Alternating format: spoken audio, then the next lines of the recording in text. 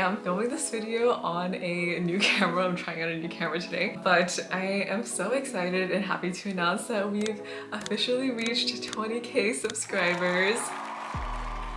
I literally honestly never thought that I would get to this point. I started my YouTube channel thinking that I was just gonna make videos for a super long time, and a lot of them were just for myself or for fun. And getting to the first 1,000 subscribers was so challenging and took so long. Yeah, I'm just so shocked that we are here today, and so I'm so happy and so thankful for you guys. So thank you guys for supporting my channel. So yeah, today I want to answer some of you guys' questions. I reached out for questions on Instagram, so if you guys are not already following me there, I do have an Instagram, and yeah, we can just jump into the questions. So the first question is, what camera gear do you use? So right now I'm playing with the Sony Z. This is the first video I'm ever shooting on this camera. I've never shot on this camera before, and I've had it for like 2 years or 3 years now, and I've never pulled it out. I usually use the Canon M50, but today I feel like you guys can film most of your videos on your phone. The phone camera and audio quality is really good. I do shorts completely on my phone, and this is the iPhone 16 Pro.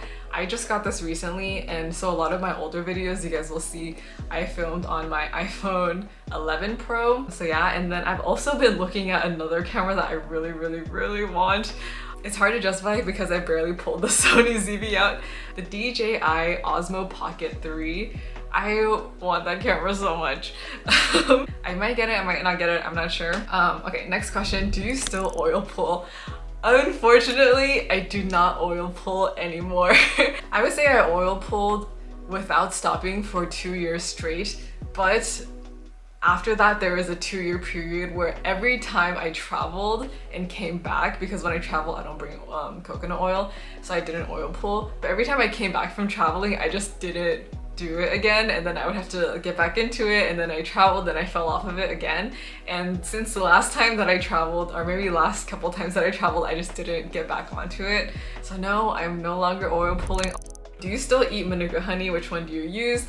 Yes, I do still eat Manuka honey, and I get the one from Costco.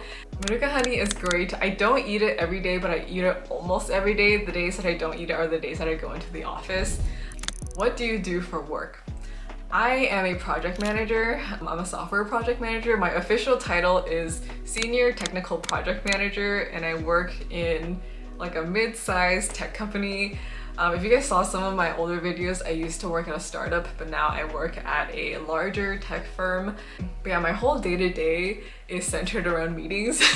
So I'm pretty much in back-to-back meetings throughout the day. I think the project manager role varies by company. So in the current company that I'm in, it's very much just in meetings all day and watching tickets, whereas at the startup, it was a lot of meetings and writing tickets. Now I write tickets a little bit less, so that's what I do for work.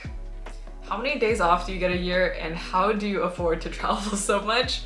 So when I was at the startup, I had unlimited PTO, and man, I did not use it as much as I would have wanted to. So a little bit regretful there. I think I took 2 weeks off for like the year that I was there, or less than a year that I was there, and I feel like I should have taken more. I don't know, I always feel like I'm young in my career, even though maybe I'm not that young anymore.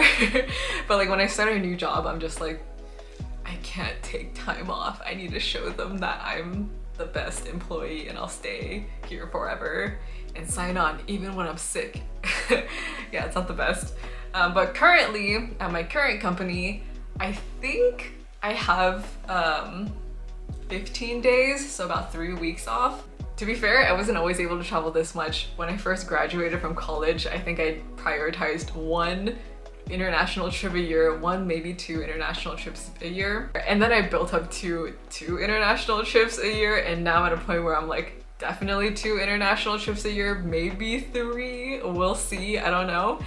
But I also enjoy domestic trips, so going to New York or a national park, San Diego, Joshua Tree, things like that. And I honestly think people who love to travel and really prioritize travel, 1, will budget for it, so they'll save in other areas of their life so that they're able to afford traveling. And 2, they know little travel hacks on how to save money. So like if I'm going to a different state. I want to see if there's any friends that live there and I can crash on the couch, that I don't need to pay for an Airbnb or hotel. Another one is traveling off season. So little travel hacks and tips like that can really make traveling a lot more affordable. What countries have you traveled to?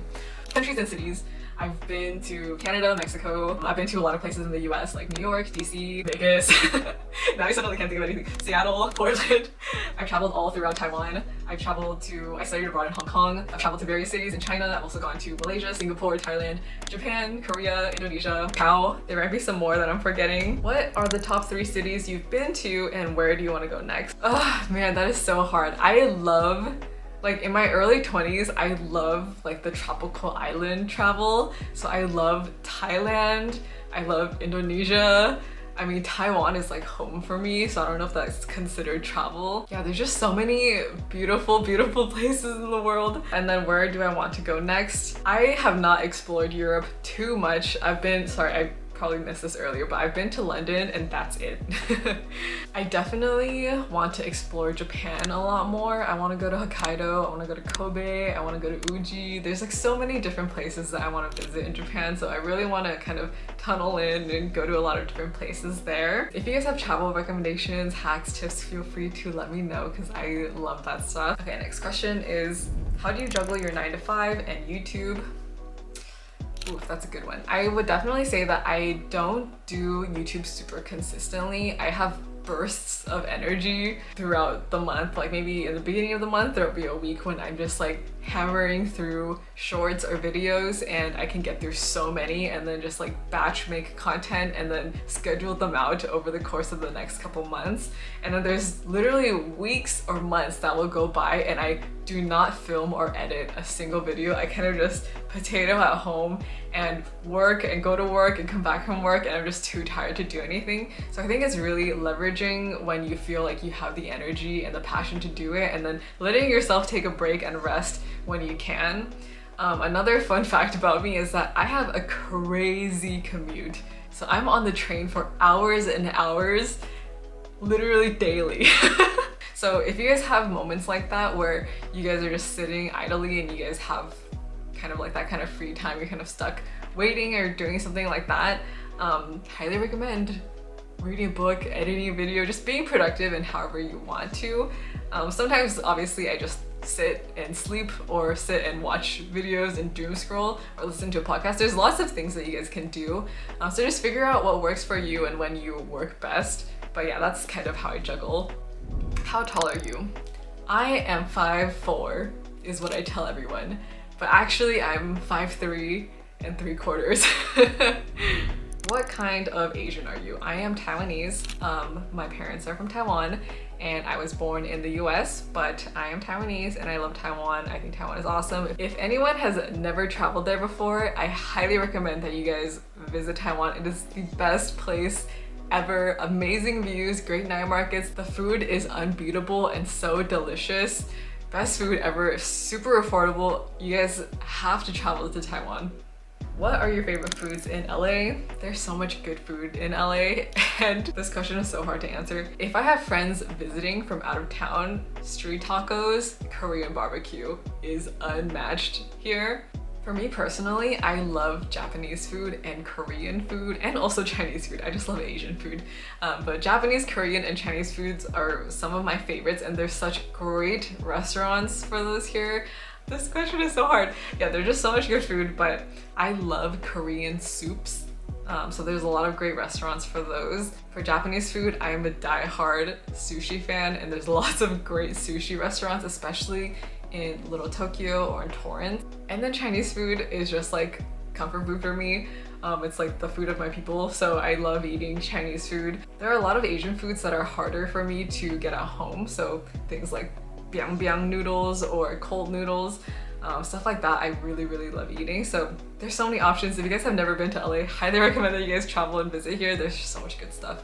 Okay, so I'm going to end the Q&A video there. Again, thank you guys so much for 20K. I appreciate you guys so much. And yeah, let me know what kind of videos you guys want to see more of, shorts or long form content. Just feel free to drop a comment down below or DM me on Instagram. You guys have been sending me a lot of DMs, so really appreciate that. And yeah, I will see you guys in the next one. Bye!